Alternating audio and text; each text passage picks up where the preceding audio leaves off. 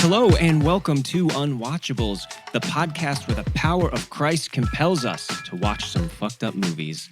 I am Marc Dottavio. And I'm Seth Troyer. And today we welcome back author and visual artist Christopher Norris for two films that are decidedly not The Exorcist.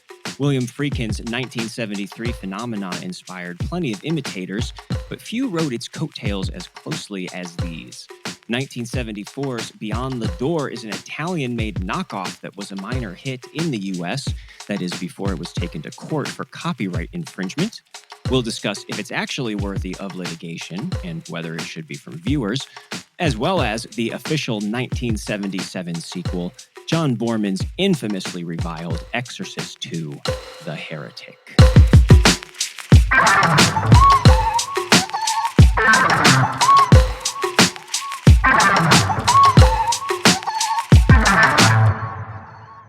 And today, the Heretic back. Joining us is Chris Norris. You may know him The as Heretic. Stake Mountain, the visual artist behind album covers from many bands, including Against Me and Orchid. He fronted the hardcore band Combat Wounded Veteran.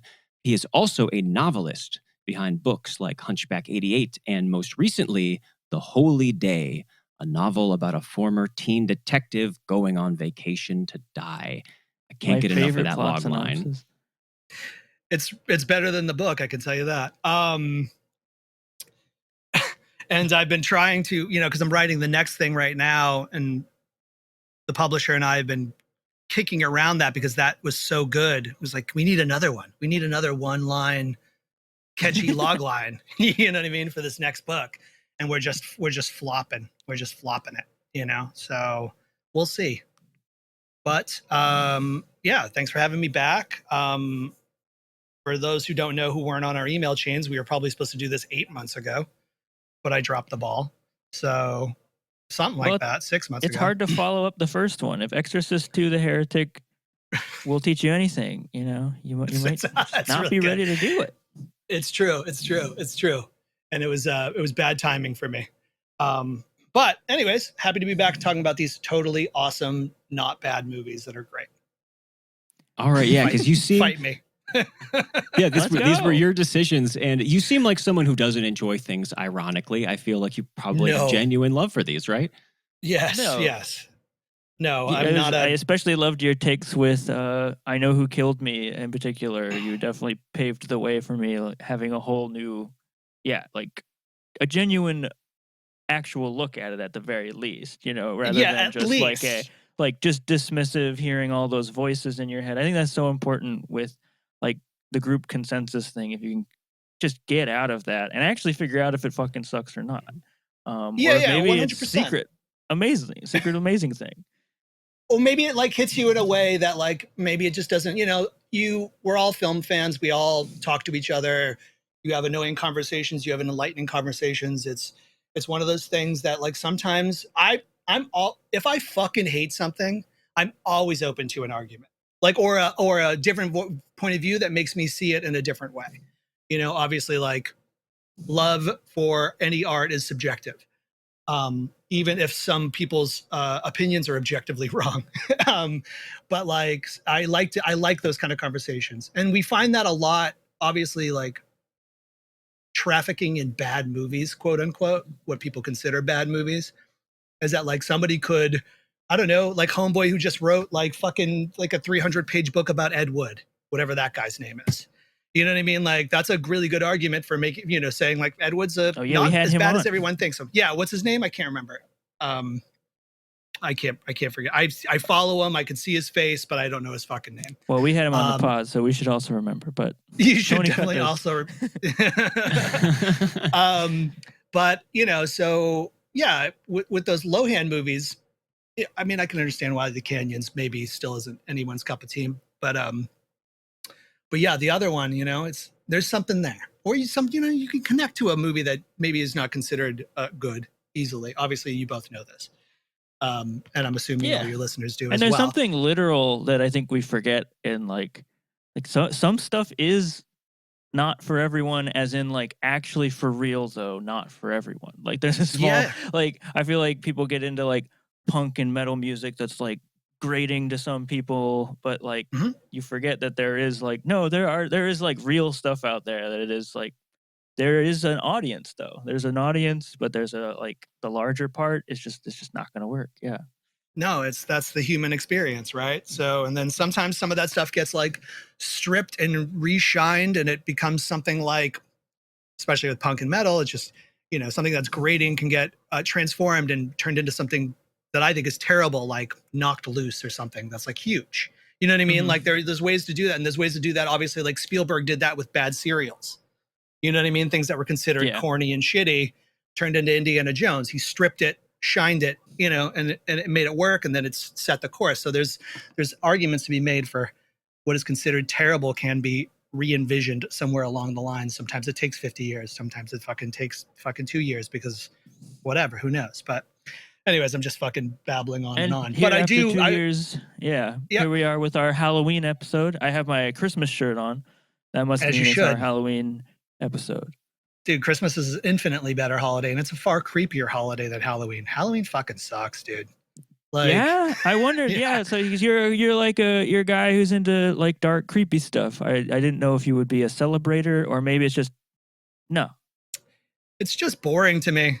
And like, mild soft. especially now that we're like, you know, as you get older and none of us want to grow up, obviously, like that is an epidemic for every generation, probably starting with mine or maybe Gen X right before me into your guys' generation and kids younger than us, is that everybody's a fucking kidult.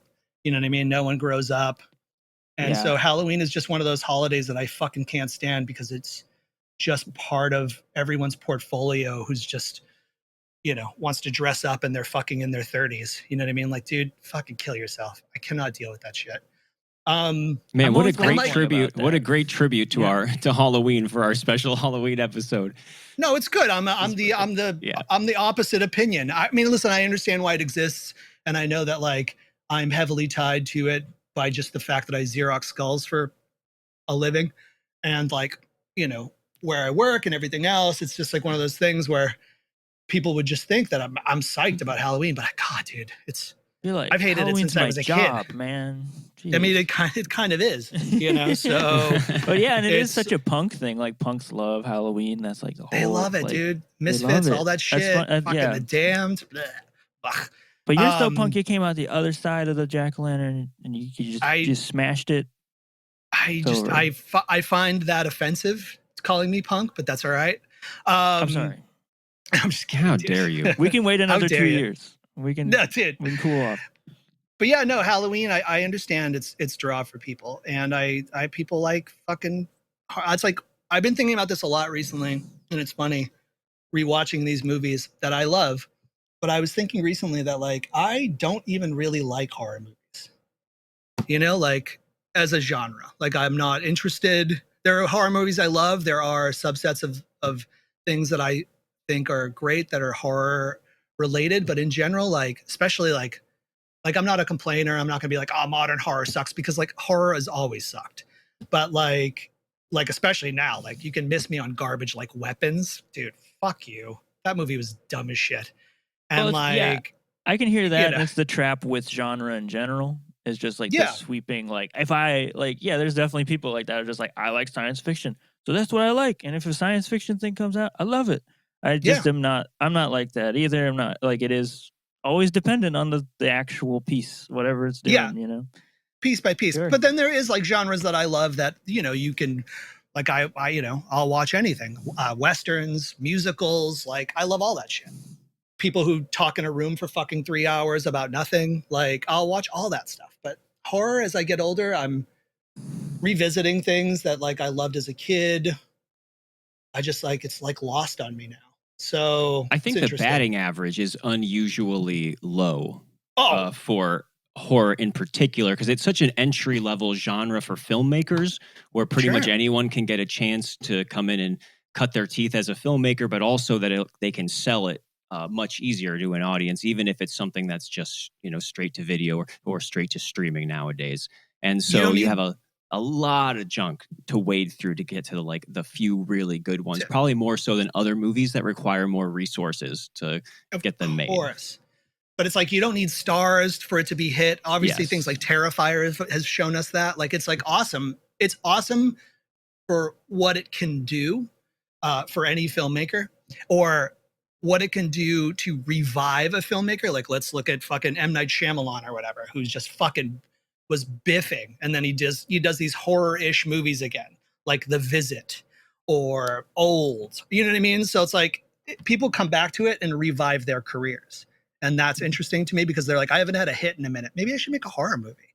And then it's a fucking hit, you know? So it's interesting sometimes, like in that regard. And they're like mustaches on men. There are, you know, horror movies that are good. You know what I mean? Like, you know, but most men with mustaches look like morons. But every once in a while you see a dude's face and you go, that is a mustache face. Wow, Yeah. that is so good. You know, and so I always remark when I see a kid with a mustache and I'm like, you have the head for a mustache. That is so rare.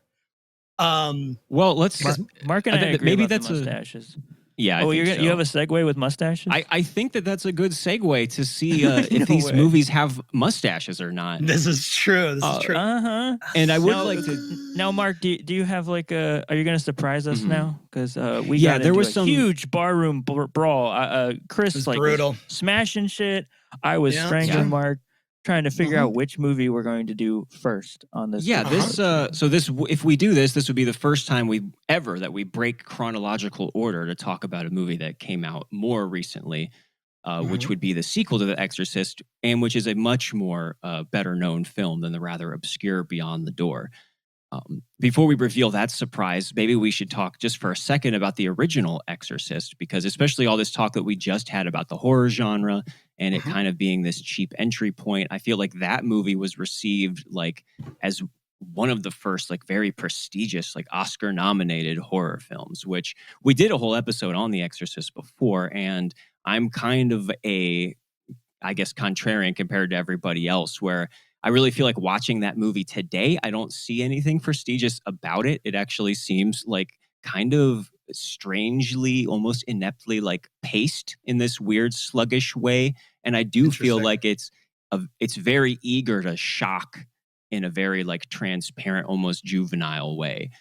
I think it gets way too much credit for actually being some sort of exploration of faith or whatever. And I really feel like it tosses that stuff out in a very shallow way. And it's really more about masturbating with a crucifix and showing you a little girl, you know, swearing up a storm and everything.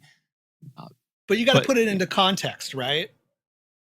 Like, well, I mean, I certainly see now- why it would be shocking. I At don't the see time. the substance there at the time. Yeah. Sure. Well, Yeah. and even today, I mean, it's, you know, it's pretty, you still don't see a lot of little girls masturbating with the crucifix. No, that's true. That's actually very true. Yeah, and a good thing.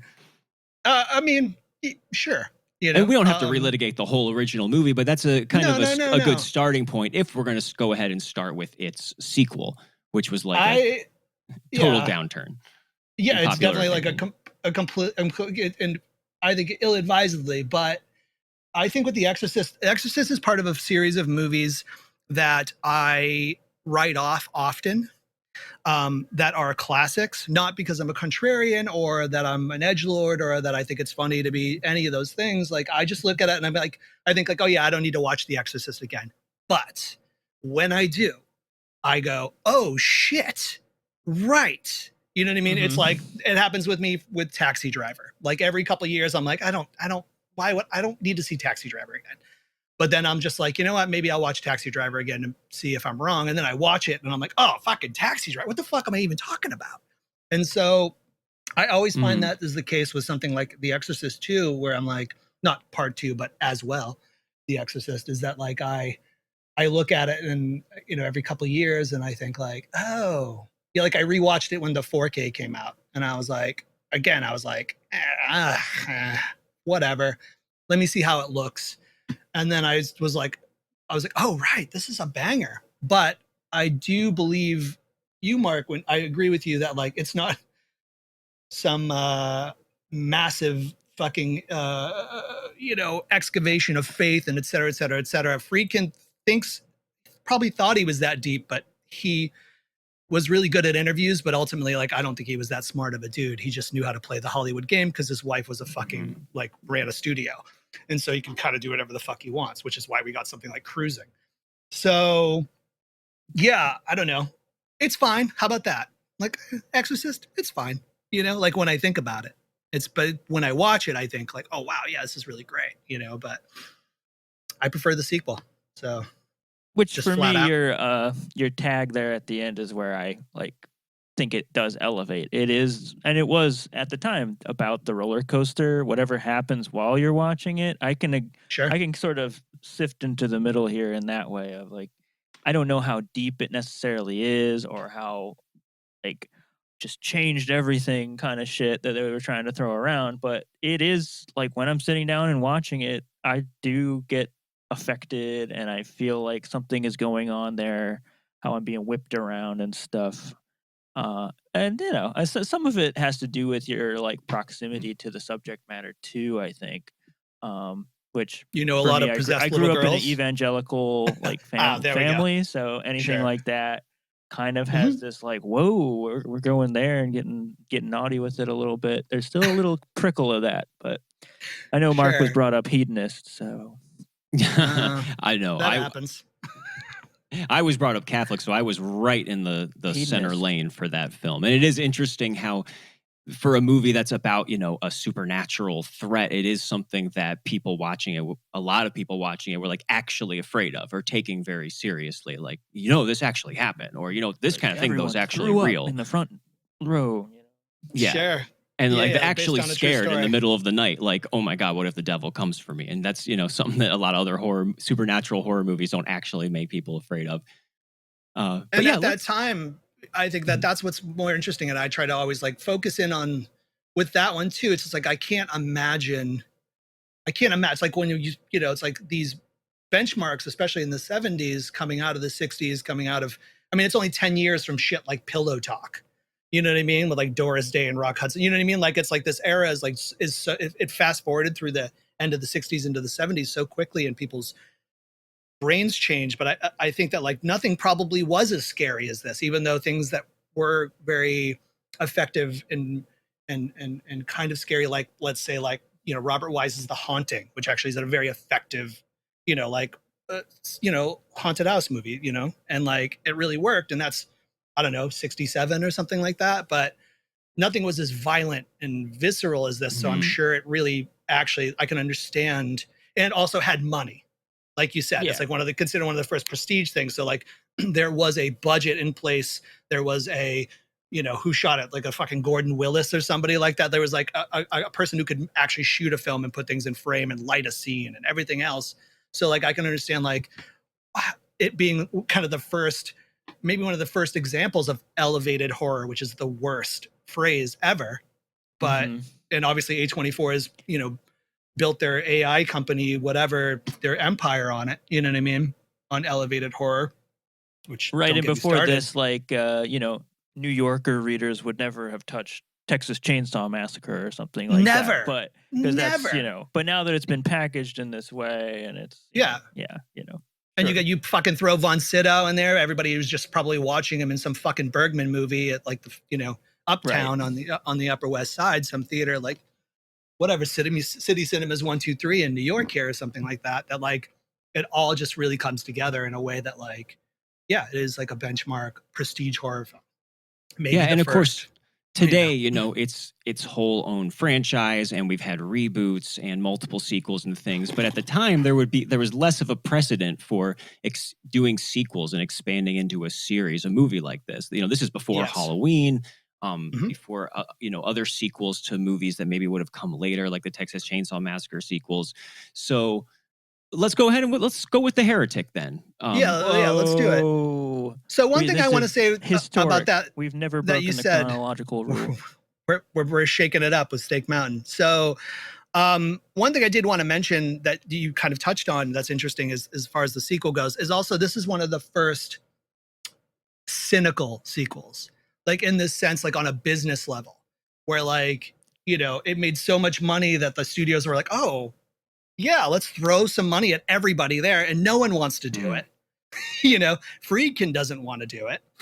But the studio, it's like, and now we just see that all the time. It's like something makes money, like, fucking Barbie makes $1 billion and they're like, Greta, when's the next Barbie? You know what I mean? Like that's, I'm surprised they're not trying to make a fucking Oppenheimer sequel, but like, it's such a cynical part of the business that like, this is also one of those early examples of that kind of Hollywood mindset that I find interesting. Like Linda Blair doesn't want to do it.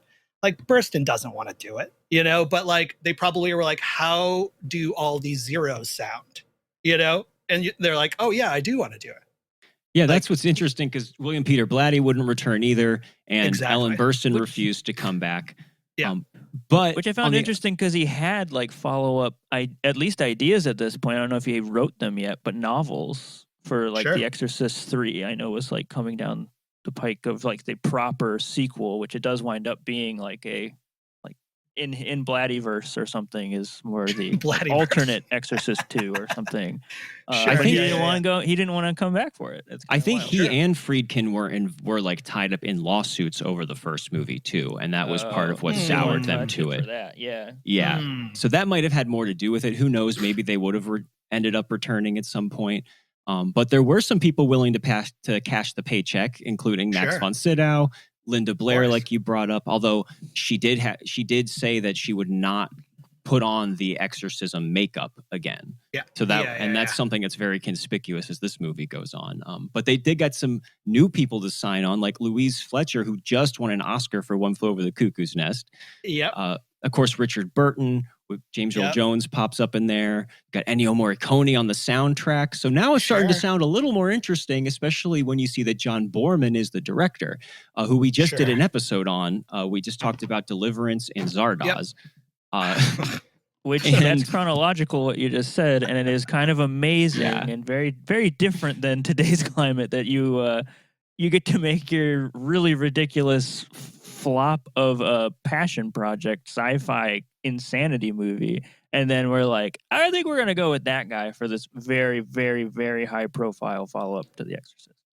But what he did before it is what probably drew them to him being like at least a good Friedkin step in, which is, what do we got? Point Blank and then Deliverance and then Zardoz? Is that how it goes? Yeah. So Zardoz was before this. Yeah. Yeah. So like, if you look at like Deliverance and Point Blank, you're like, okay, well, at least he's of the mindset minus Zardoz, that he could take the mantle and make it work because he was a serious filmmaker, even if he, realistically speaking, he was just kind of like a Don Siegel, where he was just like an elevated journeyman filmmaker. You know what I mean? You could kind of give him everything and he would deliver something that was better than you needed, but not always perfect, So there's that. I mean, Deliverance is his masterpiece, like flat out. And also has this, I know we hate that term, but has this, it's regarded in some ways as an elevated horror. It could be seen as an elevated horror of some kind of like, this is, if we were taking the genre seriously, this is what it would be. So it does kind of make sense in that regard. Yeah, it's just Zardoz is the thing that I throw in there as like, whoa, that's nuts. Whoa. He was allowed back into the office at all. I actually see this as I see this as almost part way between Zardoz and Deliverance. I feel like this has more in common with Zardoz than you might think going in, and that's what I think is the central conflict here that I think is interesting is that on one part it has this really ambitious metaphysical like globe-trotting new idea that people was clearly not what people wanted from an Exorcist movie. But at the same time, this movie is what you were saying, Chris. It is obsessed with the events of the original and recreating scenes and characters and settings from the original. It can't let go of it. And I think that is part of what keeps this from being able to like take off, is that so much of it is based in like flashbacks and references. And I mean, we can get into that, but I feel like this is really divided against itself. It's a template for how Marvel movies work, where like 40 minutes of it is like the movie before it, 30 minutes of it is like a new movie, and then 40 minutes of it is the next movie. That's a good point. Yeah, like legacy character. It almost feels like there's already legacy characters in this and references to like rather obscure things from The Exorcist 1 that like even people that probably love that movie are like, I don't know what they're talking about, or like I don't know who that guy was necessarily. the reason why I was like, we should do Exorcist 2 and then do an Italian ripoff is because to me, Exorcist 2 is basically an Italian ripoff. Sure. You know, like, Yeah. like when you see, it's like I always kind of liken this too to like something like, you know, it was like a, you know, it's kind of like a Amityville 3, The Possession or whatever, you know what I mean? Or like 2, whichever one was made by an Italian, like Damiani or whatever, where it's just like, it feels like something that would be made at Cinecittà. You know what I mean? In Rome, you know, like it feels off and weird, but they got people who you kind of recognize or a star who's like on the out, you know, that they need money.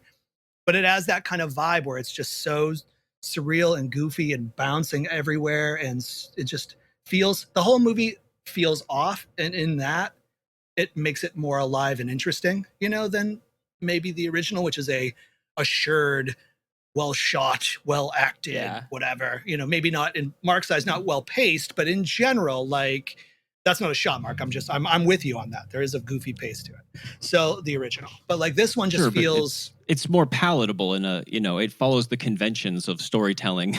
Of course, a lot more than this movie does. Oh yeah. No, this shit's like fucking dude, car with no brakes, dude. Like it's I hear what you're saying about the Italian aspect or non-Italian aspect. There's like an uncanniness to the whole thing. Whether it is it being a mirror of the first one, but being like a fucked up mirror of the first one. And also it feeling like these aren't, I don't know, something that's like hard to explain, but yeah, like a feeling like these are not like real people. These are not like, I think I know these characters, but I don't at all by the end. You keep on like realizing, especially like Father what's his face, like on his journey and stuff, we like really don't even know who this guy is. Like we never get inside his mind at all or anything, stuff like that.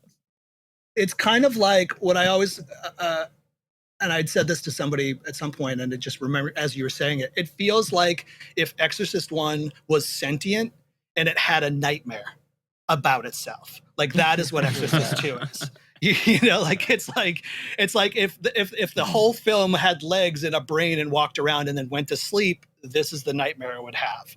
Like something that is it of itself, but is so fucking wild, and it just feels off. And in that offness, that uncanniness, it has a tangibility that doesn't necessarily exist for a lot of movies. And what makes this one special is because of how much money was poured into it. You know, it's not an Italian ripoff. It wasn't made for fucking $50 and a fucking plate of fucking pasta. Like it was made with tons of money in comparison, you know, to anything. So obviously like hopes were high for Exorcist 2. Yeah, imagine the hype. Because what they had in their back pocket was, this is the sequel to The Exorcist. Feel free to you're going to get more, or to compare this to it. And in that way, I mean, I think this was just doomed not to please anybody. Because let's say that you didn't like the original or you never saw the original. You're going to be so confused or just indifferent to how much they're talking about what happened in the first movie. Why they're talking about this priest who we only see occasionally in flashbacks with no lines, and why we should give a shit about him. Where if you did love the original, you know, the appeal, the elemental appeal of the original of this ancient, otherworldly, unknown evil invading this comfortable suburban house, you know, and who can't relate to being scared by that. And here, like we have all these weird new settings, like this facility that I kept trying to wrap my brain around. So much of it takes place in this high-tech facility where there's deaf children, intellectually disabled kids running around, but also for some reason, a totally normal teenage girl goes there just for talk therapy with one of the psychiatrists. It's all these like weird circular mirror rooms, and they just play with oddly shaped pillows. As it seems like everything is like an oddly shaped pillow, and that's how they like. You never figure out like what exactly they're doing. It has something to do with ESP or like, it sounds like it kind of feels like they read an article like of the time about like the advancements in psychological and ESP and things that will go on into the future and become a thing. And they just like, well, like we'll just act like that's a thing now somehow. This, Yeah. like, This is imaginary world-changing pseudoscience, technology they have access to. which you like This is- plug into your brain. It's like the Matrix or something. Totally. Like one fucking article in Omni magazine or whatever, and we have Exorcist 2's fucking basic like structure. So like what I like about that facility though is that facility is so important. It is a character. And it is like you've all been to the fucking carnival, you've been into the House of Mirrors. You know, it has that kind of aspect to it that I love. It feels like a fun house, you know, a very particular, like a fucked up mirror maze, you know, that like you're like, where am I? It's not like the end of Lady of Shanghai or whatever, or Lady from Shanghai, whatever, the Wells movie, but it has that kind of vibe where you're just like, there's so much information in a wide shot of that space, you know, and it looks fucking crazy. And it's so important. That set is so important to what makes this movie feel off too, you know, and tons of wires coming out of someone's head and everything else. But like, yes, the whole synchronized hypnosis thing is like, they've decided to make that a major element of this movie. Like there are so much of this movie is shots of people wearing this like EKG head strap staring at each other and superimposing flashbacks, which, you know, that was clearly going to put asses in seats. Of course. Yeah. You give them a little bit. That's what I mean. Like when I was saying is cynical, it's like that stuff that they add from the original. It's such a cynical thing to get people interested, but you have to, because even if we look back now, you know, there was probably somebody in the world saying like audiences, like in the 70s, people were like, audiences are fucking morons. But like now we look at that stuff and audiences probably seeing that were way more sophisticated than they are now, where it's just like, it actually is moron day at the movies every time you go. Like, you know, like people are so stupid these days as far as like what they consume, as far as like in a theater, whether it's paying fucking $25 to sit in an Alamo and answer their fucking phone, you know, or talk or whatever. But yes, like you needed that shit because like at that time, like I get it. Like you got to litter it with a little bit of stuff because people are morons and they were dumb. You know, my parents were fucking idiots. They probably saw it, you know, like, so, you know, but anyways, sorry. I feel like this winds up being like, I don't know. I'm always of two minds about this movie, and a lot of movies like this, where there is like this, there's something fascinating going on, and the fascinating thing is just as fascinating as it is kind of dumb, depending on which day I'm like looking at it. Because that's how I feel about a lot of the pseudoscience stuff here. Like on one level, it's just outrageous, and like like I'm making jokes about the pillows and stuff, but at the same time, they are trying to reinvigorate like one of the major parts of The Exorcist, which is kind of like, it's a weird sell that it worked out so well that it is like these battles or whatever, or the main action sequences, they just are two people sitting in a room basically, in the first Exorcist. And somehow you're like totally engaged for the whole 7 minutes that they're in this room. And they're trying to do something new with that by introducing this pseudoscience, like plug your brain in and stuff. There's something interesting about that they're attempting, which I do think like goes back and forth, where it's either like kind of disappointing audiences that love the first one by cutting out the knees of spirituality, right? By being like, no, it's science, and it's this new science that we don't know about, you know. But then it goes into the later act, which we'll get to, which does seem to bounce back to just a different kind of spirituality when they go to Africa and shit.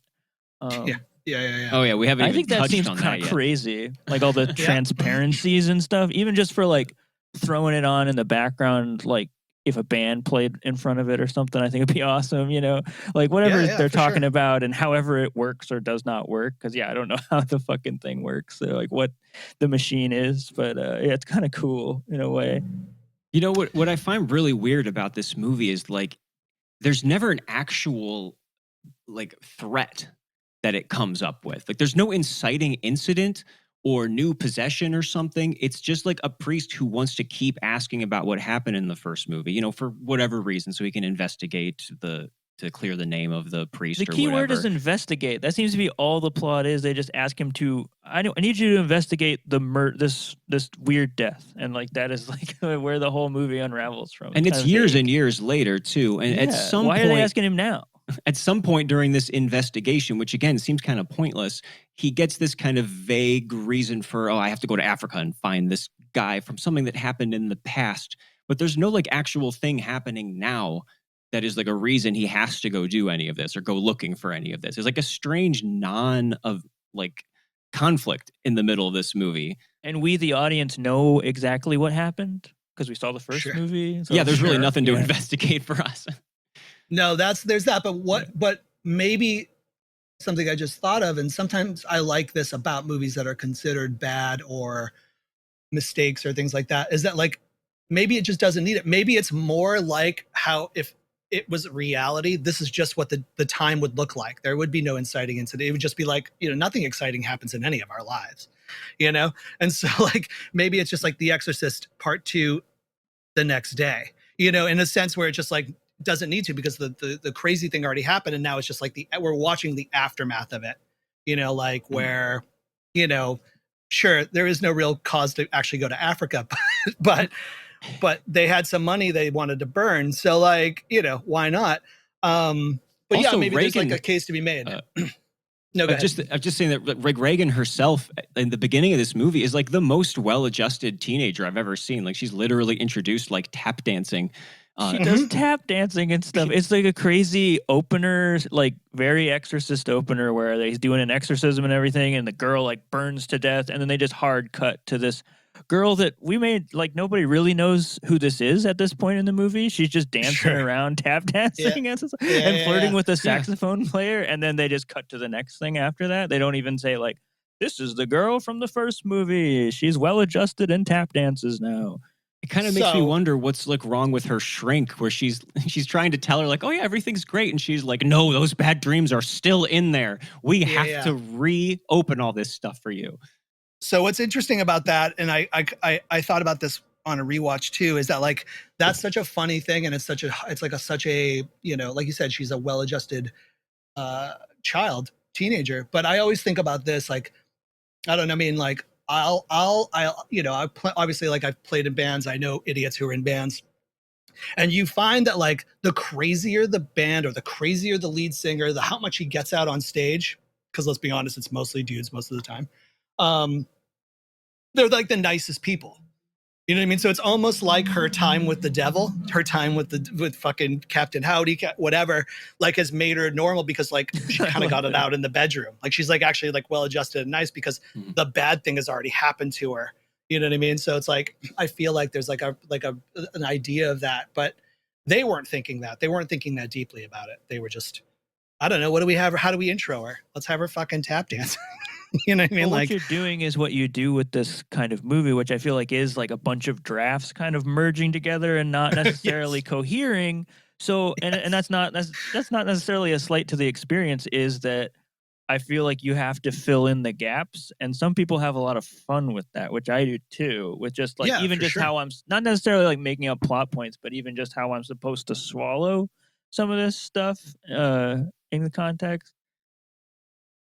Yeah, and there's all of these, I guess, they have to make up for certain things. Like clearly they intended for Ellen Burstyn to come back, but she didn't. So we have this Sharon character who basically seems like they just scribbled out her name and inserted her in there as her like, caretaker, which I actually didn't realize till afterwards that this is a character who was actually in the first movie. Like she is the assistant of the mother in the first movie. I had legacy characters. You don't know her. What's her face? I was wondering, like, how does she know everything that the mother would? Like, she takes the priest a tour through the house, and he's asking her all these specific questions, and she's like, oh, it was horrible. And I'm like, bitch, you weren't even there. Yeah, but actually she was. But you were spending like the first 5 minutes being like, where do I know this woman's face from? Was she in Meatballs? Was she in some sex comedy with Scott Baio? How do I know this woman? You know what I mean? That's like, she's got one of those faces that's so inherently 70s that you would see her in some goofy teen comedy, but I always think of her immediately as in Exorcist or whatever. But she almost even looks like Ellen Burstyn. Yeah, like she's really just kind of slotted in there. But she took the money. She wasn't having much of a career, so she needed the fucking dough. Oh yeah, I'm sure she would have played Linda Blair's role too if she could. If she could have. Oh, Linda's not coming back. Hold on, I got it. Okay, I'm 17.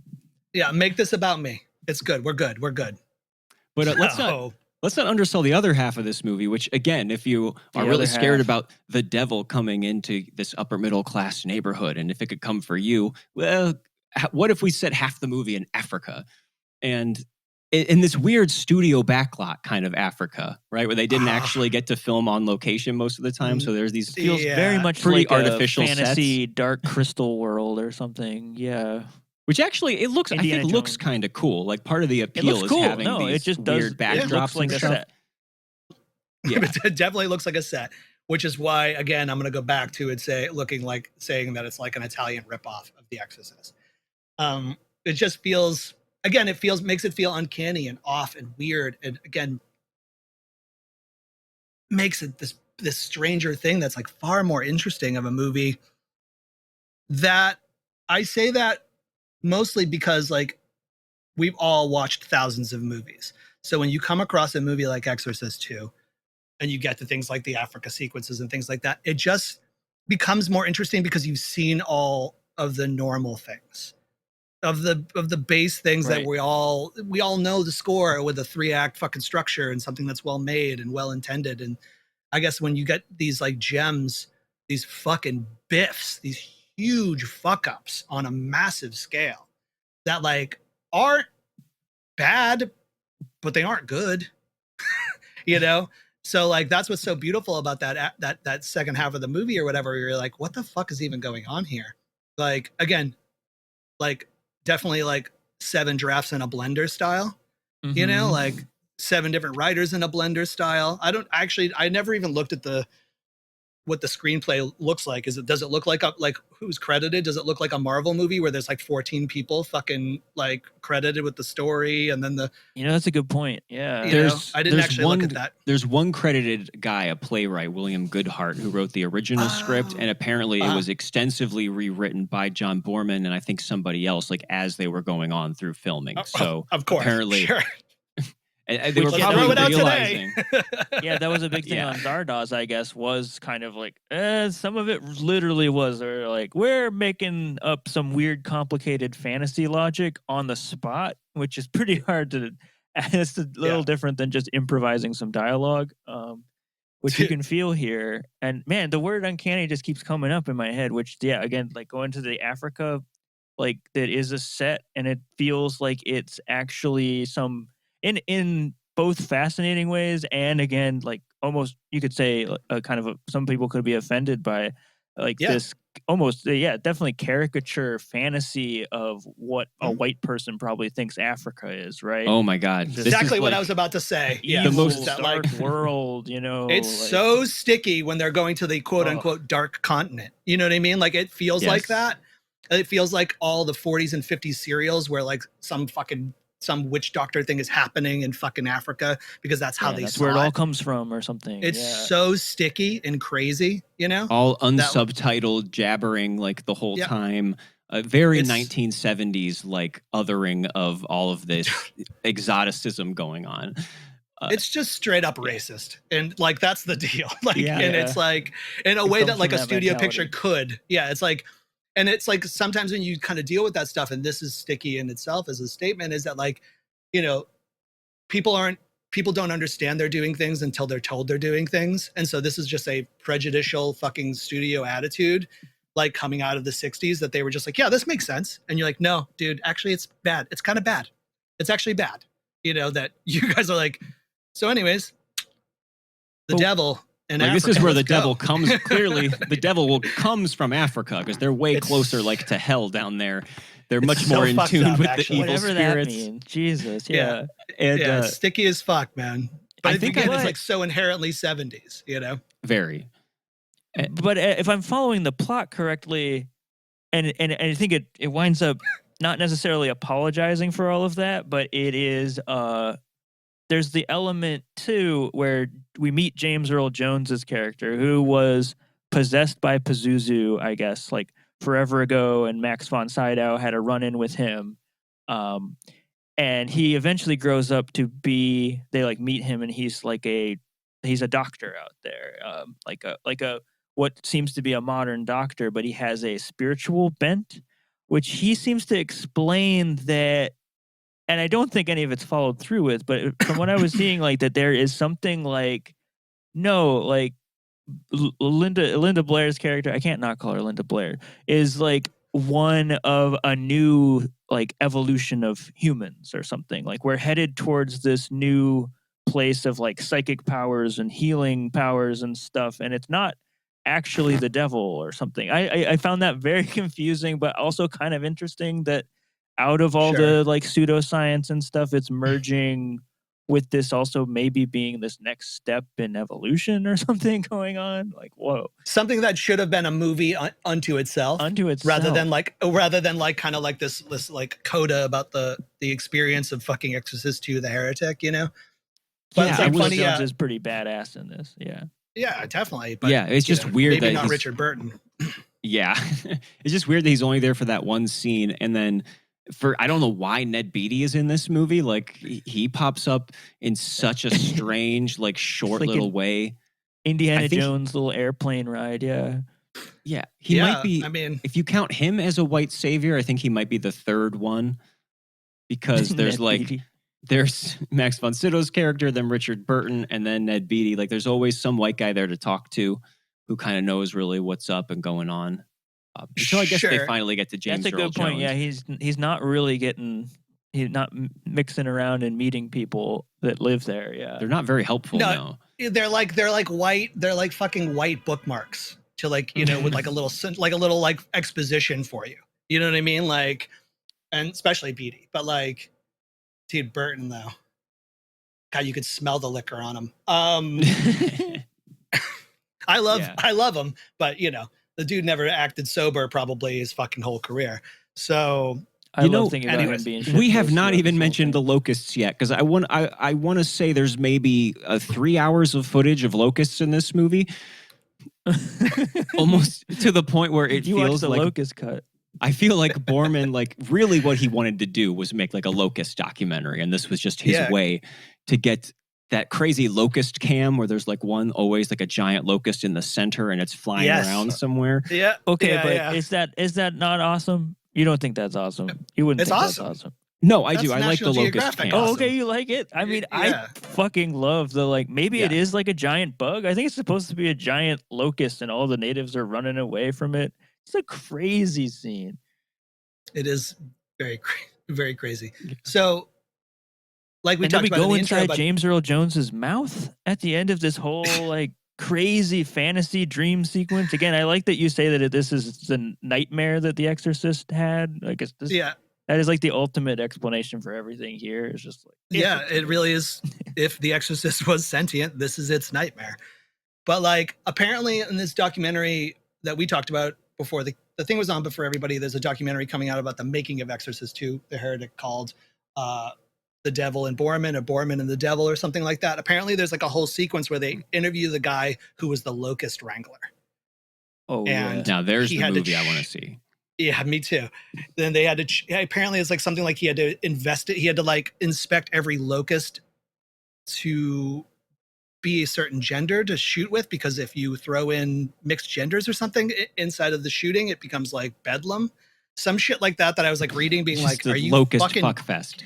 like?" I was like, "So Whoa. he had to like check all these locust genitals or something like that." Anyways, so it sounds maybe more exciting than actually The Exorcist 2, but like we'll see when it comes out.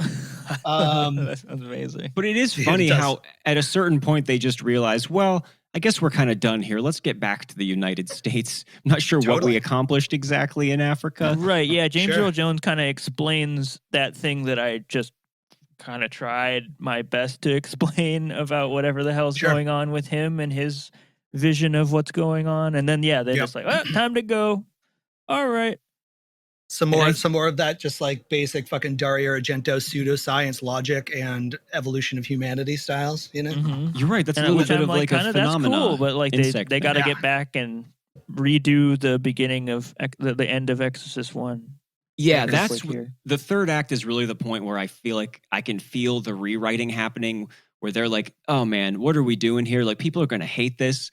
And there's this whiff of desperation that they have to get to some sort of climax that's going to be a big pyrotechnic sound and light show and remind people of the first movie. So they have to go back to the original house, which I'm still not clear why that's even significant, because it's not The like it's a house isn't haunted house important. movie. Yeah. That's just It's not- where she It's happens not to a portal. be. Yeah, just- it's not a gate. It's not a gate to hell. Yeah, for sure. And Not when built on a fucking Indian Exactly. burial ground or anything like that. Like, Yeah, I you know don't what I think mean? there's Like, anything in the plot. Like even like Yeah. just really trying to think about it. I don't think there's anything in the plot that points to that. yeah, no, it's just random. But like what that probably is that's studio notes. That's a cut Exactly. was Oh, yeah. fucking assembled, shown to fucking moron execs who are like, where's all the Exorcist stuff? You know what I mean? And it was like, anyways, here's how you keep the butts in the seats till the end. We go back to the house, you know? Yeah, and Yeah. for This is some where I get so sleepy. Oh my god. Yeah. yeah, it's, it really is. It's In kind of this an last interesting way, part like is it's kind a of a haze. chore. It's like, Uh, whoa, what is? Yeah. Yeah. And the way that they stage this ending battle just doesn't make sense. Like, why is there a doppelganger of Reagan and not Pazuzu himself there? Why is the Reagan doppelganger not the possessed Reagan, but she just kind of has green contacts in? Mhm. And the real Reagan the whole time is standing there watching while he's like wrestling with the priest. I couldn't quite understand what the logic was of what was happening. And then it does seem like an excuse, like all right, now we're going to like crack open the house and have it collapse just so something dramatic is happening. I mean, the logic something there up. was is that there's no recognizable Pazuzu in the sense that there is a Mm. recognizable like IP in Reagan. You know, there's no Pazuzu Halloween costume. Right. You know what I mean? So like they Yeah. had to do that. Like that was a studio note. That was clearly a studio note. Like maybe Borman was like, well, if we're gonna do this, can we bring the demon in? And the studio was like, nah, dude, nah. But Linda doesn't want to get in the fucking makeup.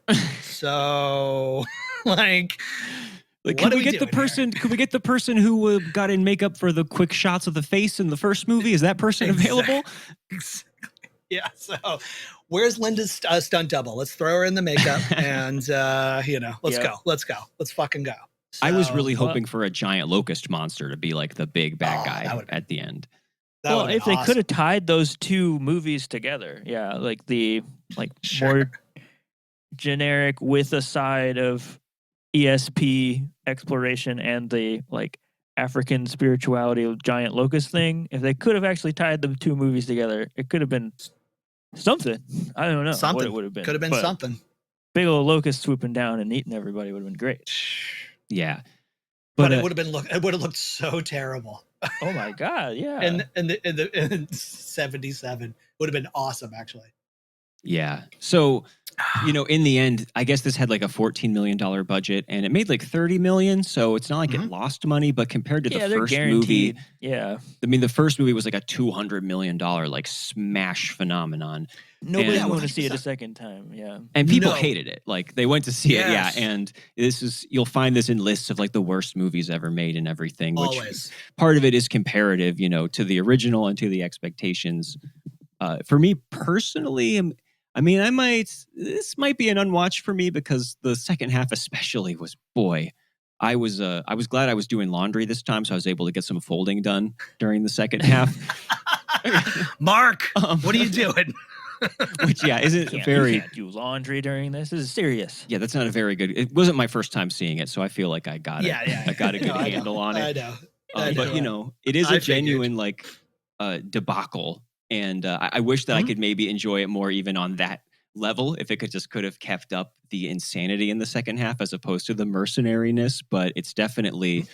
It's bizarre, but it's also compromised in a bizarre way, which of course is what makes it interesting. But Yes. for Yeah. me, Exorcist 3, that is the winner of the whole series. I like it better than either of the I agree completely.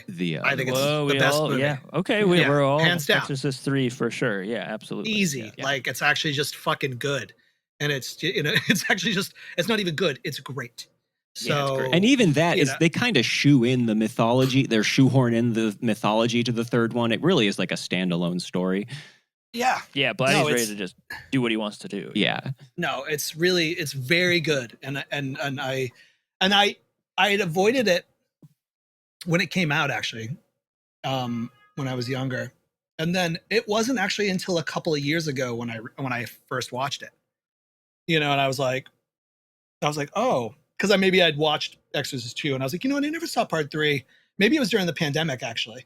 And I was like, well, I don't have anything to do today, so might as well watch part 3. And I was like, whoa, what the fuck am I even been doing?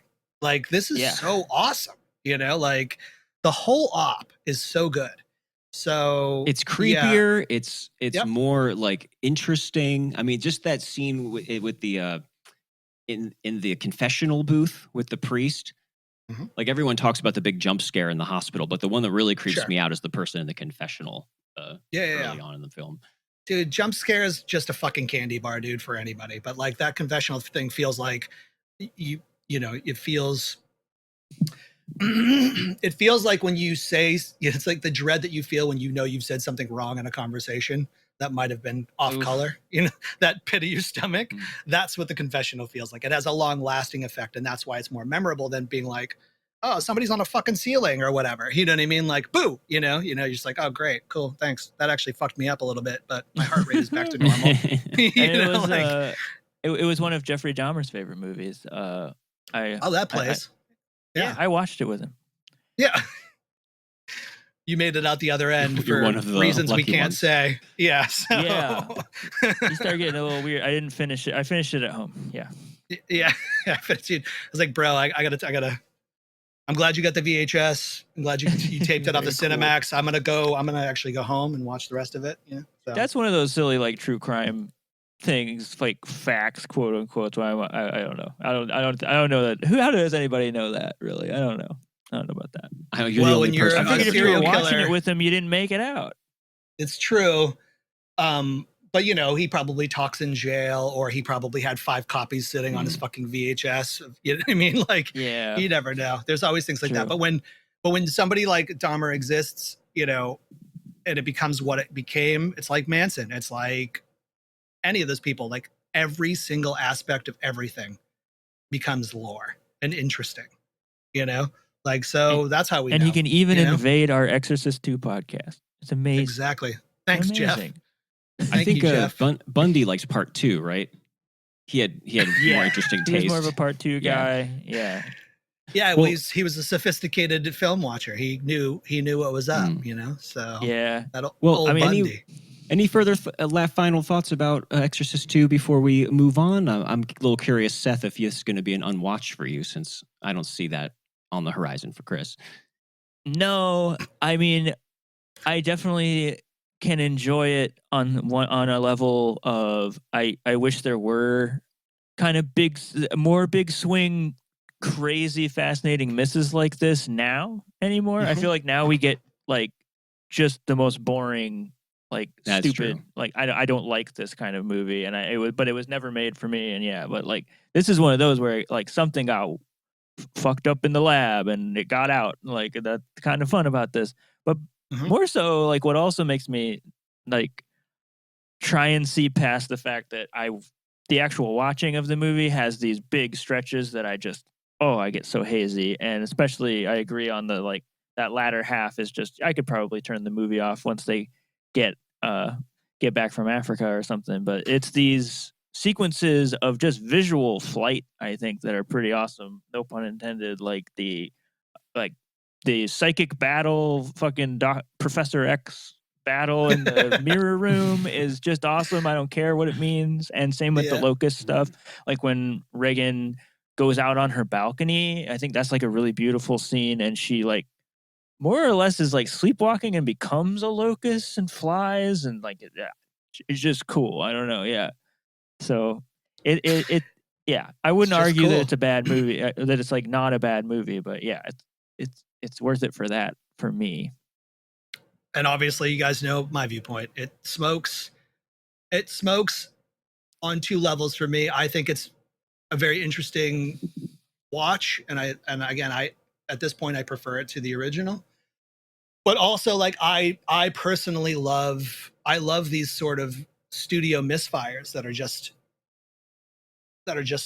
insane. Like, again, it's just like one of those things. Like, sometimes too many cooks in the kitchen is bad. Sometimes too many cooks in the kitchen now just means Marvel movies or whatever. But like those days, that too many cooks in the kitchen is there's some wild. It's not even a blank check movie. You know what I mean? It was just like, no, it's just a fucking It's just a movie made by committee, clearly, and Rich it people has fucking a up. yeah. It's rich. It's definitely rich people fucking up, and it's just like that's kind of why it's interesting too. Like on another level,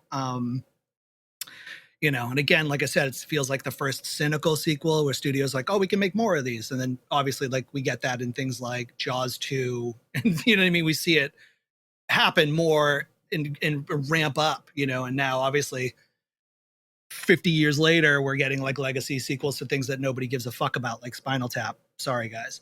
But like, or Halloween sequels, you know, that no one gives a fuck, or Exorcist sequels that are in universe that no one gave a fuck about, you know? Like, Right. so, you know, like that last one, whatever fucking, I don't even remember what it was called, but like, you know, that ceremoniously shot the bed after they'd planned a full trilogy of new movies, you know? But it made $5 because no one gives a fuck. So, and thank God, you know, like that shit was terrible. So I watched it. It was garbage. But yeah, anyways, I love it. You guys, if anyone out there disagrees with me, you can go get fucked. You know, it's fine. Yeah. Yeah, to get fucked, Absolutely. please visit our Patreon. I always wondered, yeah, Jaws 2, this is not, I assume. I've never seen Jaws 2, but I've always wondered if it has maybe like a committee weirdness thing. It doesn't. In the It's lab fine. Thing. You know, it's ill-advised, but it's not bad. Like it's actually legitimately not bad, and it does not have committee. Yeah. And I don't remember the story of how much Spielberg was involved. I'm sure he wasn't happy about it, but also at that time, I'm sure Spielberg liked money, so I'm sure he got something out of it. But you know, who doesn't love money, you know? But yeah. And Spielberg wasn't trying to be a fucking great artist. He was trying to be a Hollywood filmmaker. So, but obviously his involvement in it, it's not poorly directed. Everybody's fine. You know, I rewatched it maybe last year. Yeah, it just seems like, worth bringing up. I don't know. Yeah, no, it's not like this. That's for sure. Like, or it's not like Halloween 2. Not the Rob Zombie I would one, rather but the have original this one. In some regard, I would definitely rather have this 100%. But like Laurie Strode in the fucking hospital or whatever, Halloween 2 is like the most DOA ass movie of all time. So it's so boring. But I also don't like the Halloween movies, so I'm not really the audience for it. We already established you don't like Halloween. I don't like Halloween. You know what Halloween movie I love? Rob Zombie's Halloween 2. It's awesome. Oh, okay, yeah, we agree on this. Also covered on previous episode. Yeah, that's one of those movies where you like, where Rob, I know the story that like Rob didn't want to come back, but he also didn't want his characters being fucking shit on by fucking Weinstein. So he was like, I'll do it. I want to shoot it on Super 16 and I want to make it the meanest fucking blunt force, people say fuck too much movie of all time, and it works. And also Void is on the soundtrack, so it's awesome. See, yeah, I list that as like that's the exact opposite of Exorcist 2 and Jaws 2, right? Where it's like, that is like, whatever you want to say about it, that's like the artist going too far and giving like something in their lab just fucking imploding and going crazy, you know? It's an angry movie made by a guy who doesn't want to be there, but definitely wants to be there, but doesn't want to be there. And it shows in every frame of it. It is an ugly fucking toilet movie. It's so awesome. But anyways, Speaking of toilets. So what? Hey, now. Well, speaking of cynicism and loving money, that's better. We could rewind a few years here to before there was an official Exorcist cash-in. To 1974, which was literally the year after The Exorcist came out, which is when Beyond the Door first came out. I think it didn't come out in the U.S. until 75, and that might explain why it has multiple different titles. I think in Italian, it's Who Are You? Which, something like that. the hell that means. The title that I saw that was on my copy said the Devil Within Her, which I think is the UK title. Beyond the Door. But then when you get to the end, it says Beyond the Door. Oh, okay. There's a title card that says Beyond the Door at the end of that. Right. So it just has two titles. You can't do that. Really, I don't understand. I guess it's because there's literally, she's behind a door for part of the movie, so why not? I guess that's, they do shut the door. The title and we're going to give sometimes. it. There's literally a door. I guess. Yeah. you know. But I Um, mean, yeah, I didn't know about this because I knew that The Exorcist was obviously a crazy phenomenon and everything. But you like really showed me a lot of these that we were trying to figure out which one to do for this, Chris. sure. That was like I had no idea there was so many like in the years just like in the 2 years following the movie that are clear Absolutely. ripoffs. Yep.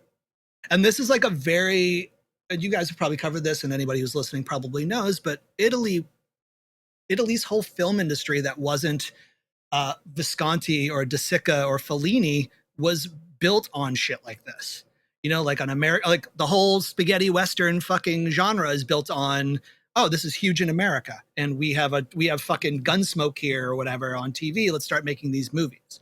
And so anytime there was a huge hit in America, you would get these, and it was a genre that they could actually tackle. You know, that made sense. Most of the time, it's horror or action. You know, no one's out. You know, there's no Romancing the Stones in the '80s that are Italian. There's no Romancing the Stone Italy ripoffs. You know what I mean? But like, you see that like a lot in Italy, and but this, you know, Antichrist, fucking, even like something like Lisa and the Devil was like recut. Bava's Lisa and the Devil was recut to throw in some fucking. Actually, the guy who's in this is the priest in that to make it seem like it's more of an Exorcist movie. I can't remember what that version of Lisa and the Devil is called, but they recut it and they brought like Elke Sommer back, and she's got the green paint, she's throwing up, and there's a fucking priest, and so there was a lot of them, like a lot of them, all over Europe, you know, like even in Spain and things like that. But Italy has, as usual, topped the whole element, you know, topped It's a the spicy whole meatball. Yeah, it's and Beyond the Door. Like, I think maybe I even mentioned to you like Antichrist or whatever, which is another one, and that's actually like a little bit more of an accomplished movie. But Beyond the Door is like kind of like is a cult fan favorite because it's just fucking wall to wall ridiculous. Yeah, You know, and I'm always hesitant to call a movie fun, but this one's pretty fun. it's You okay. know? You can tell us you had fun. Yeah, that's good. Fuck you. So, And what's funny is that it was actually That's like a fair. minor hit, that it made Yeah. like $15 million in the US and it only cost $350,000. And that's probably the only reason it got enough attention for the producers of The Exorcist to sue it, which they did reach a settlement and were awarded like portions of its future revenue on the basis of it being unfair competition and I think copyright infringement. Which I think is ridiculous, even though That's obviously this is a directly stretch. ripping off parts. Sure. But I mean, it's especially when even you down look, to like her lips being fucked up in a certain way and green vomit and she's swearing and it just Sure. really does look like so obvious by the end result of, you know, the exorcism scene, for lack of a better word.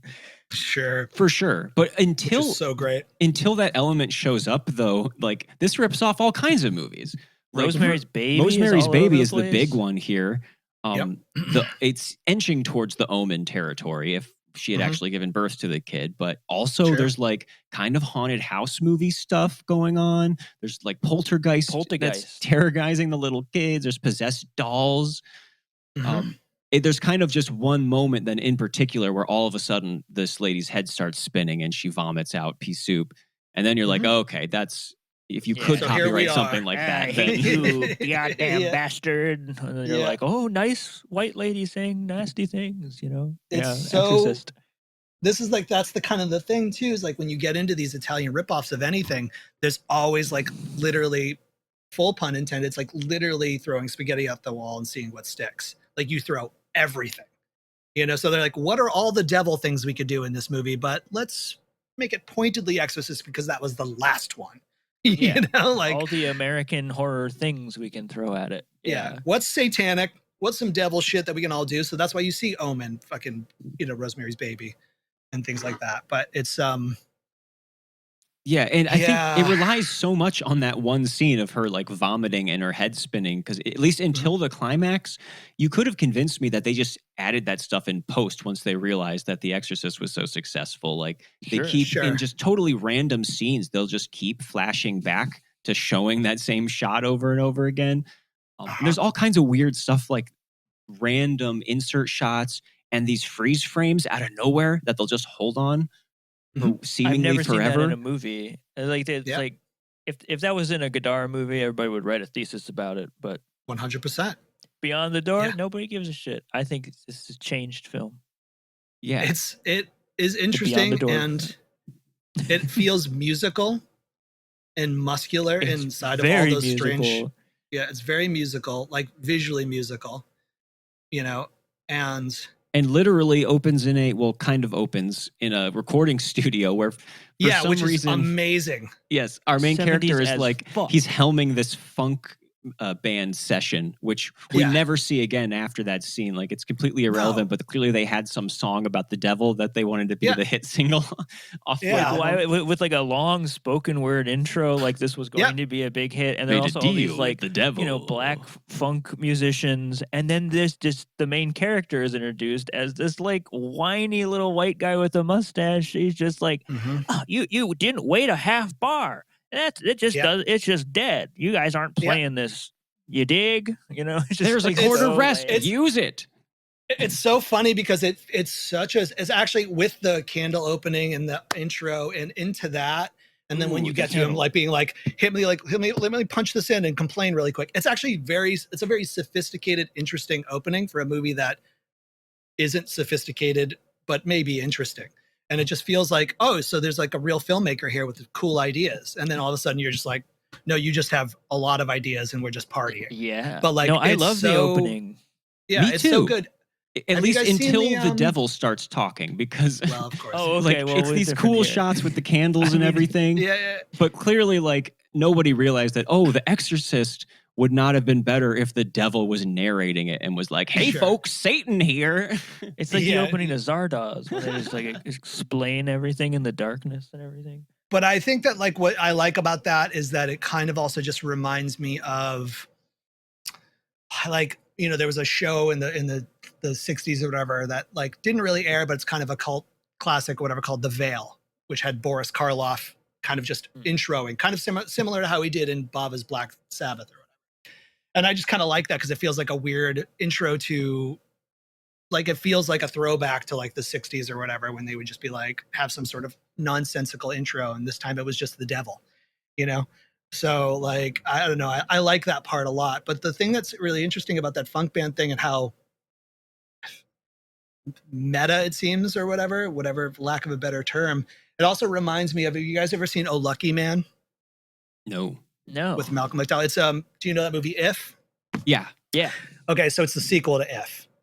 And so there's this interesting beginning, and it kind of plays through. There's like this, like, I can't remember who it is. I don't think it's like Nilsson or anybody like that, but it's like somebody like that.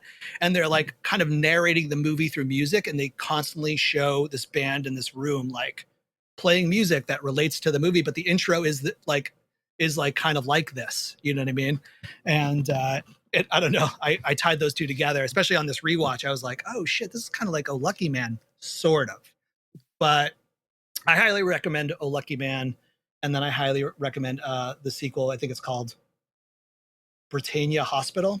It's all the same character that Malcolm McDowell plays through If. So it's a trilogy. Oh, yeah, it's a trilogy. Trilogy? What? Yeah, there's an If trilogy. And it's all Lindsay Anderson, and it's very good.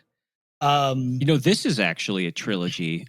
In Yes. true Italian film fashion, they just took That's a nuts. Mario Bava movie that was totally unrelated Yep. a few years later and retitled it Beyond the Door 2. Okay, so that's what it is. Lisa and the Devil becomes Beyond the Door 2. And they reshot a bunch of stuff Like, for it. And then that'll Beyond the help. Door 3. Same thing. It was the just same some other thing. unrelated movie. Yep. And it actually is also fucking ridiculous like this, but in a completely different way. And I highly recommend it. Vinegar Syndrome did a Blu-ray a couple years back. I don't know if it's streaming anywhere, but it's also just ridiculous, a ridiculous movie. And Maybe this- better, This I was just going to opening- say, if anyone listening hasn't seen this movie, which is probably a lot of people, it's a very simple plot here, where go ahead, yeah. Is a woman. I'm still kind of confused by some things, like especially what gets introduced also along with before the funk thing. I believe we're also after the devil has his little like "hello fellow kids" thing.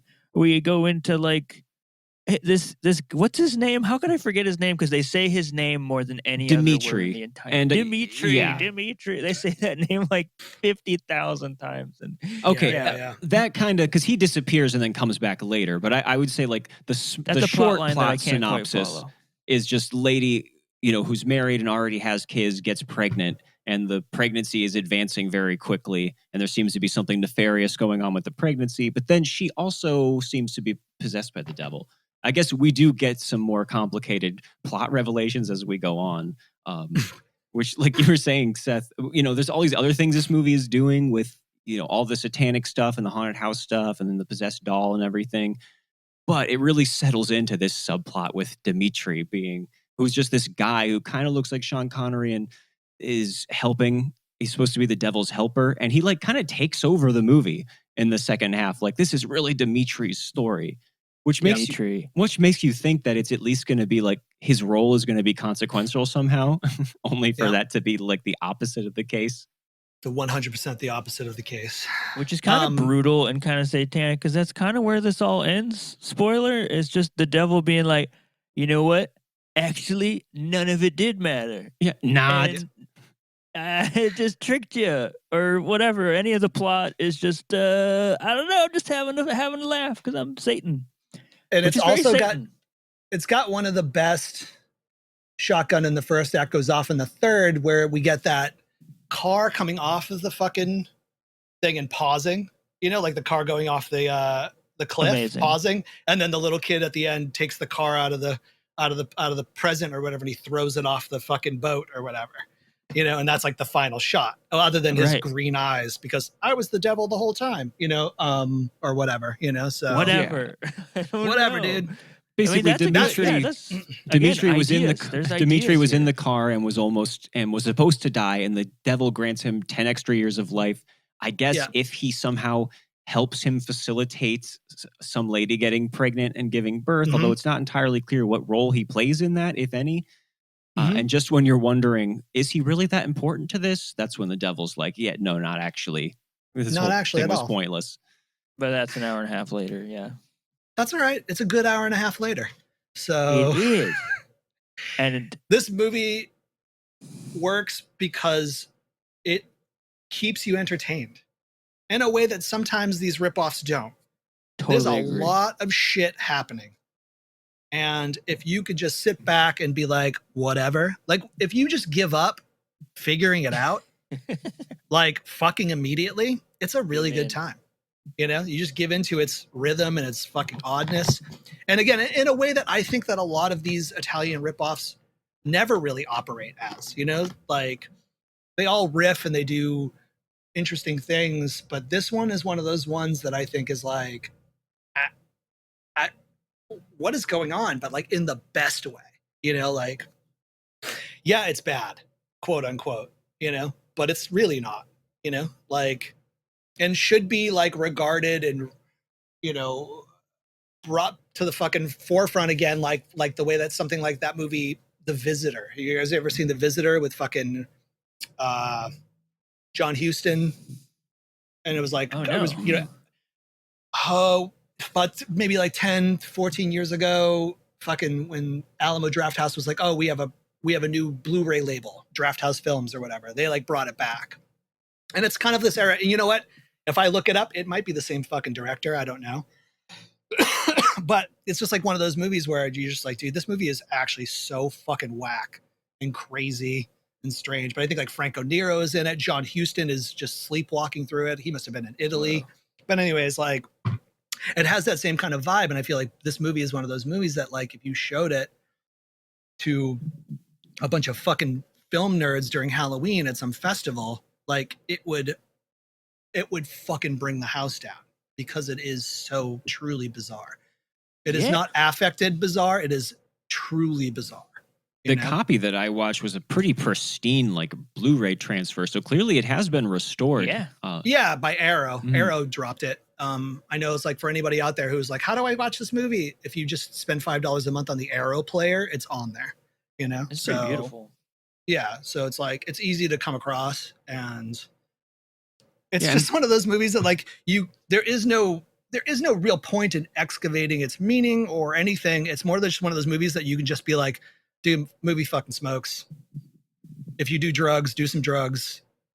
And like, if you say swear words, you might like this. you're gonna really love this movie. You're gonna love these kids. You're gonna definitely love these swearing ass kids. Because we are also introduced to them early on, which is like almost gives this for a second like, is it in satire world? It's like in some kind of like satire of America where Italians just believe that all children are these spoiled, like all American children are these spoiled kids, and they just swear all the time, like, and they just and also the little girl, like the daughter, just keeps on going in and out of swearing like a sailor at her little brother, and also like speaking jive, like psychedelic slang and stuff. It's like, shut up, little brother, you're gonna blow my mind, and just like also on that's top a real of bad trip.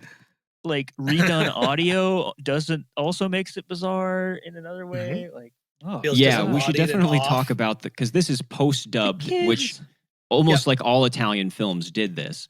And everyone, I mean, even like the fucking heavy hitters, even like a Visconti or everybody did it. Yeah, post sync sound. It was that was how they operated.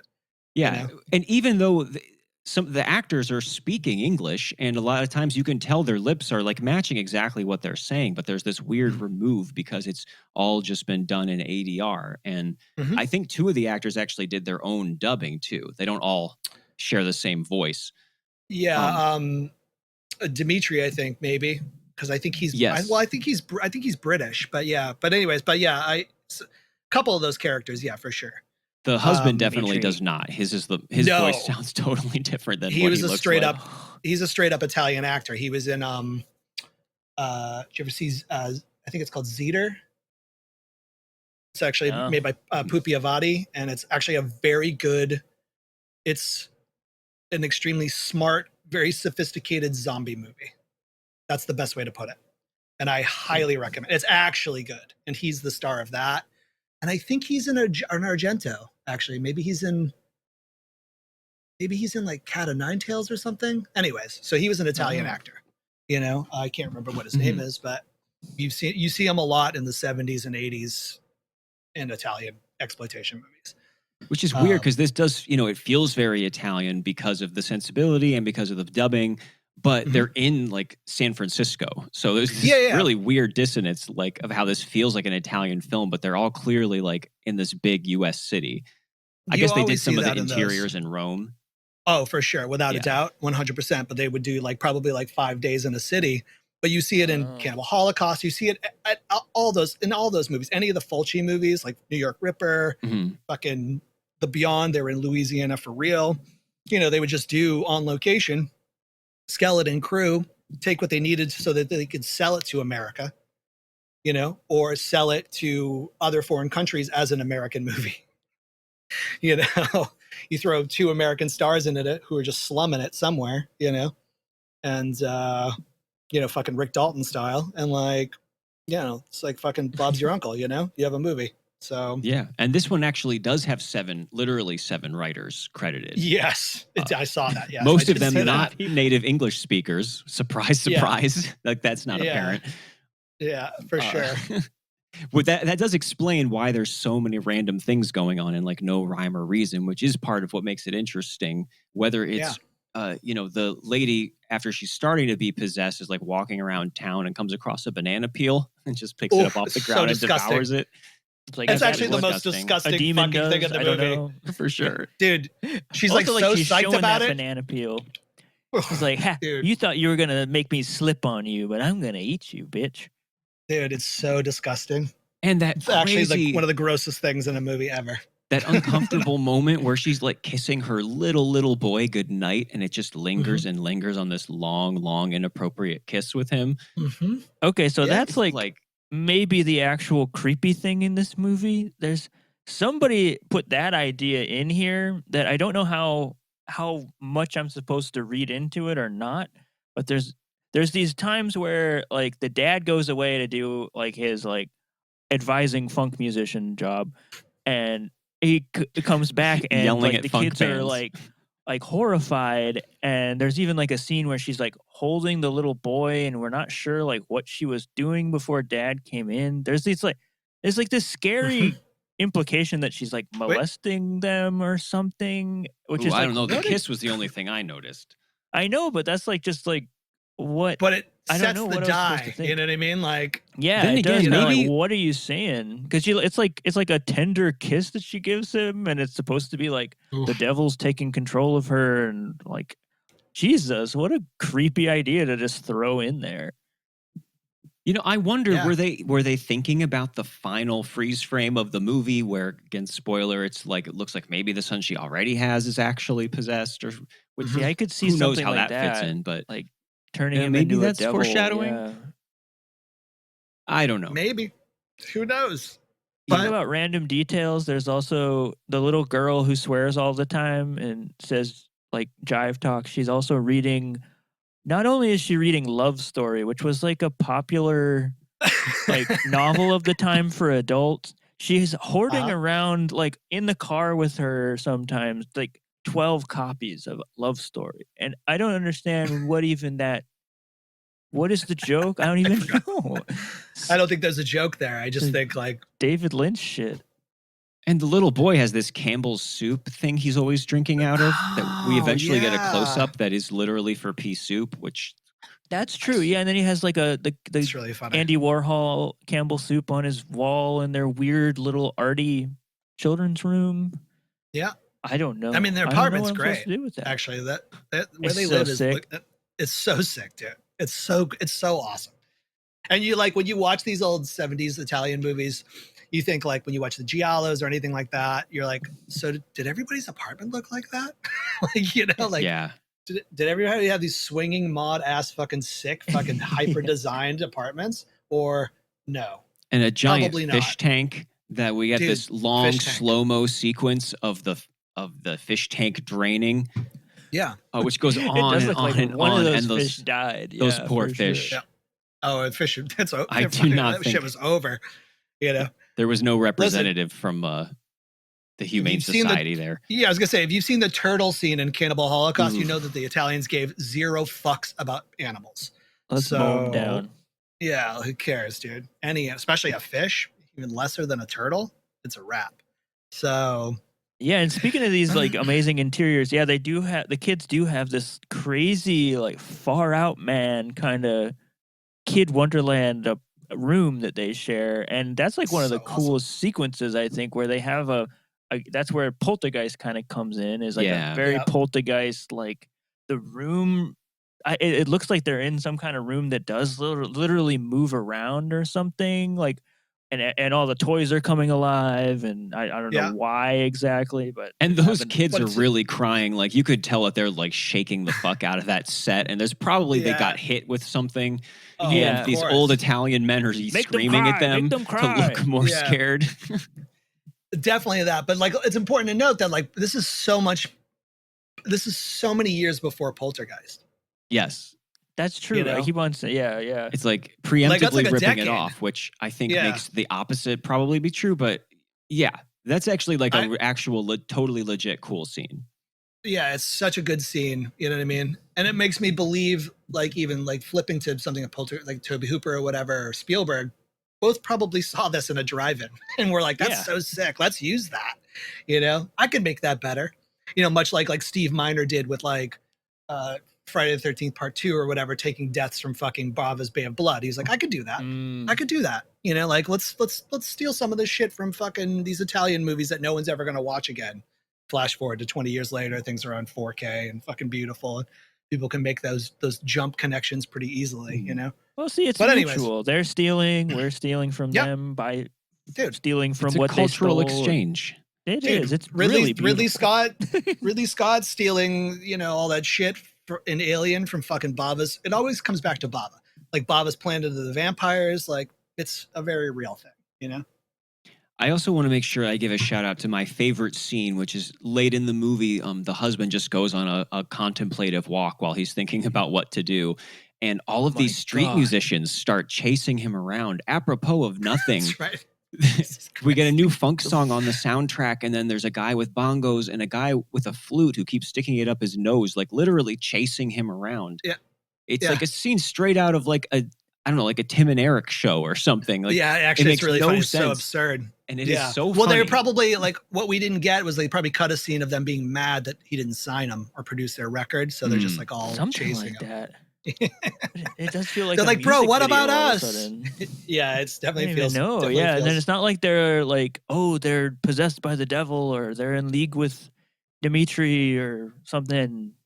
It's just a guy playing a nose flute. The nose flute's so funny. Dude, it's so awesome, dude. This movie smokes, guys. This is awesome. I'm here. It's all about it. It's yeah. I mean, again, it's like one of those things. Like it's got so much more than one of these movies normally have. Like, and if you free yourself from any critical, viewpoint of it, and just like, I just want to watch. It's like a lot of people make affected cult movies, That's the worst. It's the fucking worst. And you see it happen more from the 80s on, obviously. But this is just one of those purely ridiculous things that like you hope to find, after you sit through some garbage like Mandy and you want to shoot yourself in the head or fucking whatever. You just think to yourself like, can I find something that's truly weird, truly off, truly strange that doesn't realize it is? Listen, we all love David Lynch, but let's be honest, he knew exactly what the fuck he was doing. You know what I mean? Right. And like making something off and weird. But this is one of those things that's so pure in its fucking what the fuckness that is it's just exciting. It's really just an excitingly fun, stupid movie, and like the best, most complimentary way, It feels true in a way, it maybe even pure cinematically because of just how it operates, and there's like thousands of these fucking run-of-the-mill rip-off Italian movies, but rarely do any of them hit this height, where it's like there's too much in this movie. Most of the time there's not enough. And then, and then there's also things that just kind of drop off. Like there's stuff in there that they loaded it with and they just drop off. Like one of my favorite, like it's an obvious, to my eyes, a ripoff from Rosemary's Baby, where she keeps on going to the doctor and the doctor's like giving her information, and it feels like maybe he's like the Charles Grodin or something in Rosemary's Baby, where he's like a red herring. Like he's actually in league with the devil. He's actually been giving her the wrong advice the whole time. Because they also do this thing where every scene that he's in starts with a visual cue of him kind of making like what looks like a pentagram with his candies. But it turns out they do that like every time. Like you're okay. Just a quirky like film grammar character tells me detail. That's supposed to be important, but he's just a hospital. He's just a real doctor guy. It's such a funny thing that just like drops off. Yep. Yeah, and then something else gets reintroduced. Yeah. So Beyond the Door. So which and then my like least favorite part of the movie, which I do think a lot of it is pretty fun on a few different levels, like we said, but it is once they actually do have to sit down, similar to Exorcist 2, where they have to do the chore in a way of like, all right, we gotta do the whole bedroom scene with the mom freaking out. It's really at the end of the movie is not that fun. It's not compared to a lot of the rest of the movie. It's kind of snorry. Yeah, the third act definitely gets like that for me. Because Dimitri takes over at this point. Dimitri! And it's just like, who gives a fuck about Dimitri? Literally no one in the movie. And not me. And we're like 90 minutes into the movie, and still we have like this friend who's investigating who Dimitri is and asking people questions. And like, we know this from the first scene, so it's not terribly interesting. So Dimitri's got to figure out if he's going to go beyond the door or not. If he's going to go through the door or come out of the door. Leave the door ajar. Okay. All right. I think we did it. I don't think there's much to say about it. I think we got it. We've gone beyond the door. We have. We've given so it none of the plot way more of a filters shine, into the sequels, right? None of the plot filters No. into any of the sequels. It's all separate. It's hard to It's when literally they were just- movies produced completely independently of this and just It's like the retitled. zombie movies, you know. It's like Zombie. Dawn of the Dead was Zombie in fucking Mhm. Italy, and then Zombie 2 is Fulci's, and then Zombie 3 has nothing to do with it. By the time you get to Zombie 5, it's like Zombie 5 killing birds, but like nothing matches. Like Zombie 4 After Death, like it's none of them. It's just It's a copy of a branding. copy of a copy. Yeah, it was a hit in Italy, so they're like, okay, let's keep doing that, you know. So All right. Well, there are your sort of recommendations, listeners, for some Halloween viewing. Do You know, it. if you're kind of asshole who celebrates Halloween, yeah, if maybe you're one of this those is some dumb shits, shit you'll enjoy. one of You you should fucking punish kidults. yourself with these. Yeah, you should. Or, you know, like take a turn, you know, listen, you don't Save need to them for watch Nightmare Christmas. on Elm Street again, you know, like you don't. Yeah. You know, you don't need to watch you know, mixing it up isn't watching Midsummer again, you know, like it's not. Go Do beyond something the door. different. Yeah, go beyond the door, Play do the your fucking little nose Heretic, flute. play your little nose flute, have a good time. They're easily accessible, you know, like mix it up. If you're going to do, you know, one haunted house fucking horror stupid movie from October 1 to 31, that's 31 times you can watch either of these movies, you know? So, All right. Well, Chris, you did it again. I did it again. I talked some shit. Let's go. I'll see you guys in Snack. 2 years, you know? We'll cannot send wait you to all see the what's negative next. comments. Oh, that's send you so all the exciting. hate mail. Yes. Let's Yeah, go. yeah. Well, you know, we could do this when my next book comes out, which is going to be 2027. So kind of 2 years. Oh, okay. You probably can't tell us anything about that. No, except that I know it's going to come out in 2027, Yeah. which is the current plan. So Okay. Yeah, So that's for now, the exciting. Holy Day is still the thing for Still people the to go thing. check out. yeah, and then John Nix at With an X Books is going to be doing a kind of a photo thing that I put together that I also can't really talk about much, but it will be coming either this year or next year. Oh, that's so exciting. That's awesome. And it's called Jerks on Paper. Good And title. but I don't want to reveal too much more about it. Thank you. I've been holding it for like literally 20 years Sure, for something, you know. So but yeah, other than that, if the Holy Day is the thing, second printing is close to being sold out. But it's still the same book, so read it or don't. And Stake Mountain is still a thing, but less Music? than normal. No music. No music is right for now. losers. Yeah, No, it's over. Music's over. Dude, music sucks, dude. Well, you know, I was supposed to be part of those Reversal of Man reunions that happened in Florida, but I bailed because I'm 48 and don't need to be playing hardcore music that I had a part in making when I was 23. That's fair. But props to my brothers for doing it, you know. Also, the money wasn't good, so I didn't need to waste my time. And then other than that, yeah, no, that's it. Maybe you guys don't know this, but I'm the creative director at Vinegar Syndrome now. I Holy didn't know shit. that. Yeah, I did that's not been know about that. a year. I don't Oh, really shit. advertise it, you know, so Well, that's got to be fun. yeah, it's cool. No, that's actually really interesting and a very odd job for, again, a 48-year-old man to have. But it's very cool and fun. They're awesome. Y'all And- are awesome. Yeah. Yeah, Any, thanks, anything yeah. you want to plug coming out of there that I should look for right now? No, because Not down the pipe, three- maybe, but in like even out right 29, now. 30. On the 1st, there's a bunch of cool shit coming out for okay. October. It's just like we put out so much, it's hard. And we put out so much Yeah. quality stuff or interesting stuff, it's hard to be like, oh yeah, it's not like a label that's like, it's not like Criterion where they're dropping like 4 things over the course of a month and you can pinpoint the fact that something's really amazing. We drop like fucking 8 discs a fucking month. You know what I mean? So it's like, but we do have some interesting stuff coming on the adult film side. It just got announced, but I've known for a bit that we got the rights and all the original negatives to the Mitchell Brothers adult films, like Beyond the Green Door Oh, and wow. or Behind the Green Door rather. It's been Beyond the Door. I'm in Beyond the Door mode. Behind the Green Door. So there's going to be 4K editions of all that stuff coming out through 2026. Very interesting stuff.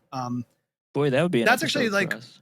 yeah, that's a good one, you know, and that's very cool. So there's shit like that coming down the pipeline that's very interesting. But anyways, so yeah, a lot of my Snake Mountain stuff I don't do so much any right now. You know, done some interesting things. I worked on that recent Coen Brothers movie or Coen Brother movie, Honey Don't,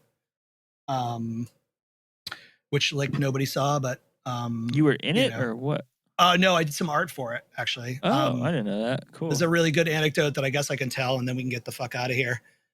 Yeah, But I have a friend. I did some art for her music video that was her and Margaret Qualley, like a poster, and it was weed pasted all over New York City. It's called Odd Wad. Their song's called Odd Wad. It was written by her Qualley's husband, Jack Antonoff.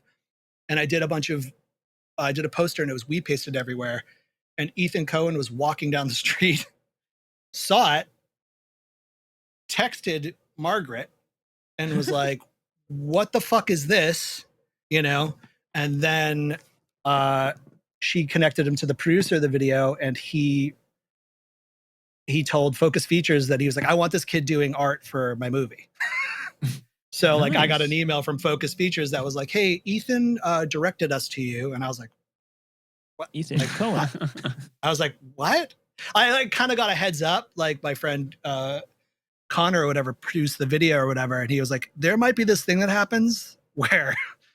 You know, Focus Features will be reaching out to you because Ethan saw your poster on the street. And I was like, oh, what the fuck, dude? So that was really crazy.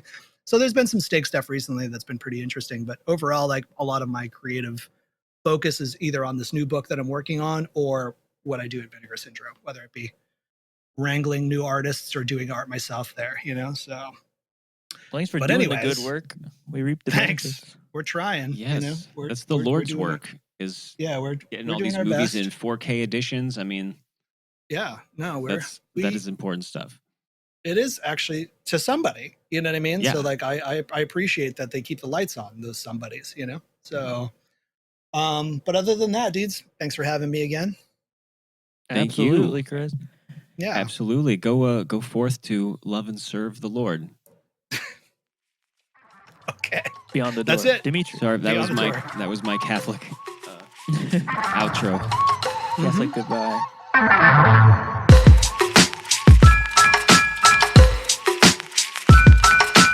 Unwatchables is produced by Tony Scarpitti, hosted by me, Marc Dottavio, and Seth Troyer, with artwork by Micah Kraus.